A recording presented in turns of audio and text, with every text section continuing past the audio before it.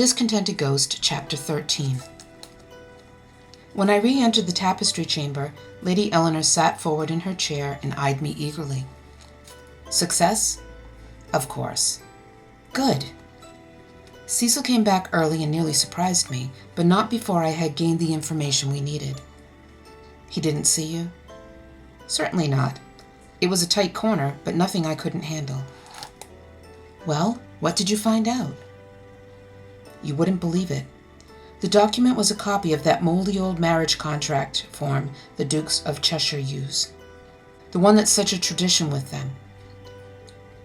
Whatever made old Grubb think he could get it out and read it through carefully is beyond me, but he did. And he found something in the fine print which will effectively prevent Cecil from proposing marriage again to our Virginia. Simon, you don't mean it. I do. In fact, we should have thought of it ourselves, because the question came up at the time Piggy married Blister. It's the clause that stipulates that any bride of a Duke of Cheshire must bring to her husband, as part of the dowry, a royal jewel, one that has once belonged to a king or queen of England. Lady Eleanor stared at me and then laughed scornfully. Oh, that! But nobody's taken that seriously since before our time, even. Blister certainly didn't. He said, as long as Piggy brings me her 3 castles and 4,000 gold sovereigns, the jewel can go hang. That's perfectly true, and every other Duke of Cheshire within memory has waived the condition. But they were all of age and their own masters. Or had guardians who didn't object. Cecil's guardians, however, are in a position to enforce the terms of the contract to the letter, and you may be sure they will. Lady Eleanor heaved an exasperated sigh. What a shame. Well, this means the dear children will simply have to wait 3 years before they can become formally engaged. A note was attached to the contract form which reminded Cecil that his guardians have control over his affairs until he reaches the age of 30. I interrupted, dropping another bombshell. What? The old Duke, his father, was a very conservative man. He was 71 when Cecil was born, and had naturally come to the conclusion that no man has any sense before he reached the age of 30, if then. So, do you expect Virginia to wait 12 years? No, it's a monstrous piece of bad luck. I still wonder what evil circumstances ever led old Grubb to recall that ridiculous clause and dig it out, I said, and then noticed Lady Eleanor was staring at me with the glittering eyes of one upon whom light has dawned. Well, I don't. I can guess exactly what it was, she declared, and from her bodice she drew forth a folded cutting from a newspaper. I've been meaning to show this to you, but hadn't got around to it because I thought other things were more important. Little did I know. Needless to say, it caused a sensation everywhere, but nowhere more than here at Canterville Chase, I'll vow. It was the principal topic of conversation for most of the day. She handed me the cutting, I unfolded it, and this is what I read. Royal necklace found to be counterfeit. Famous Henry VIII rubies prove false. Mr. Sherlock Holmes has been called in on the case.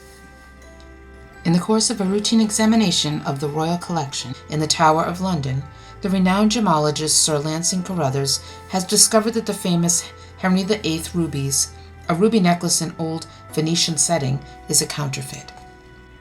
A masterpiece of forgery, Sir Lansing declared it to be.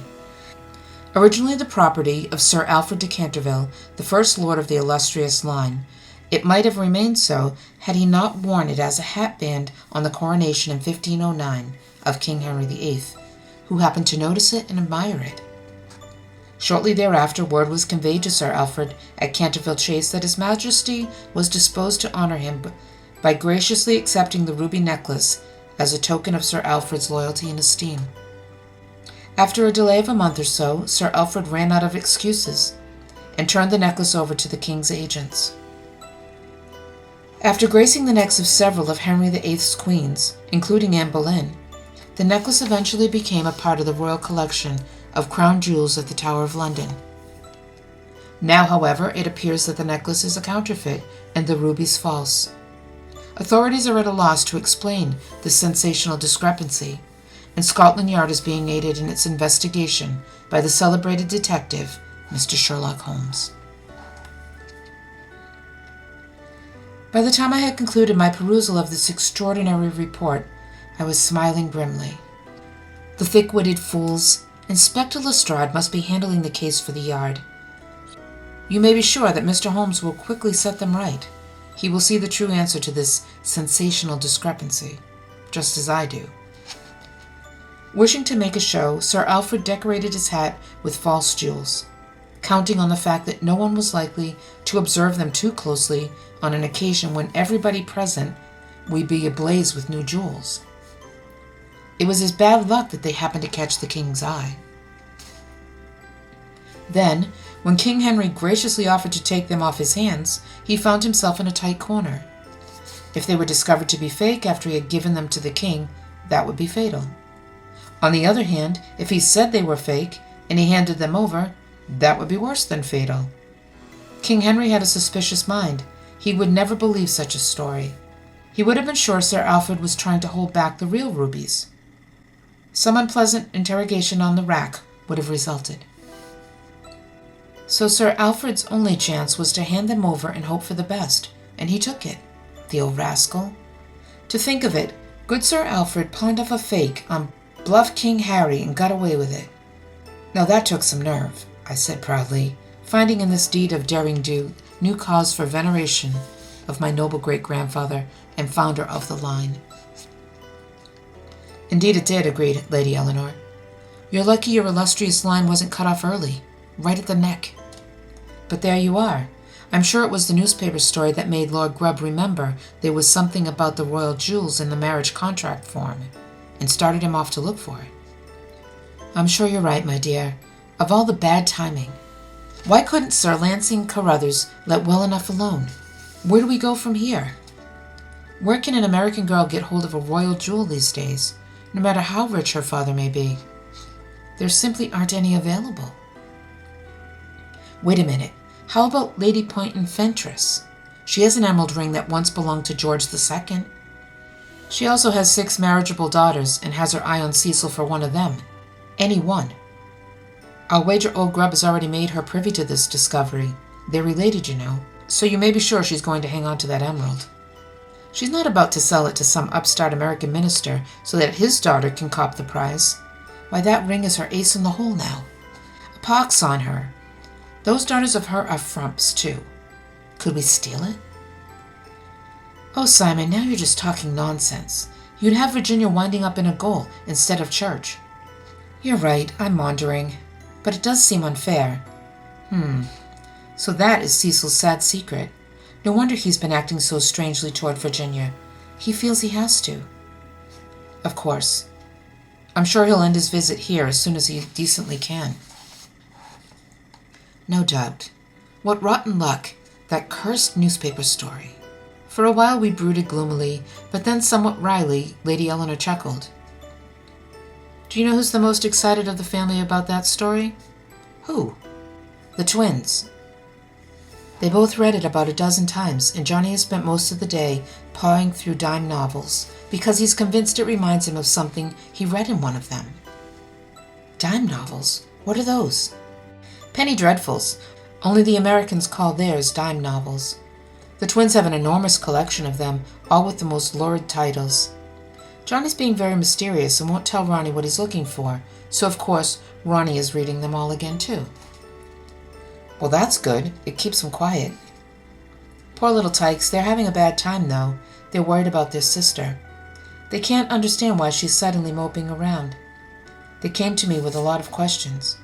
I had to be very careful about what I said. Are you trying to tell me they have a good side to them? I asked incredulously. She smiled. Nobody's all bad, Simon. They really do. Well, I suppose I'll have to believe it if you say so, but it's a strain. The twins? Well, I don't think there's much they can do to help their sister at a time like this. I'm afraid not, but at least their hearts are in the right place. After another period of silent meditation, Lady Eleanor stirred in her chair and turned her eyes toward me with a sigh. Well, this hardly seems appropriate time to talk about our selfish concerns, but I promised you I'd bring you news whenever it came, so I shall. Needless to say, her words brought me bolt upright in my chair. News? What news? There's a possibility of your leaving service here for a new position. My heart bumped painfully in my chest. What? What kind of... There is an opening just now for a ghost at large. Hurrah! Exactly what I wanted. But I knew there would be a catch. Before you will ever be permitted to leave Canterville Chase, you must first be officially declared dead and buried. I was stunned. Dead? How can a ghost ever be dead? I cried, stung by the patent impossibility of the conditions imposed. Buried? How can I be buried when I don't even have a body in the usual sense? When I was struck by that bolt of lightning the night I became a ghost, my body simply disappeared. Lady Eleanor gave me the enigmatic look of a Delphic oracle. Those are a couple of wrinkles you'll have to iron out for yourself. You didn't suppose a cushy job like Ghost at Large would be laid in your lap without some effort on your part, did you? Some effort? I might as well forget the whole idea, I retorted with a self-pitying groan. Well, that's up to you. Think it over. I just thought I'd tell you. Thanks for nothing. She gave me another enigmatic look and rose from her chair. I must go back now and see what's up. There may be nothing we can do for those two poor young things, but we must try. I gave her a melancholy look and nodded. I might as well make the most of whatever activities come along at the Chase, because it was going to remain my home and prison forever and a day. Keep me posted, I muttered, and watched her go.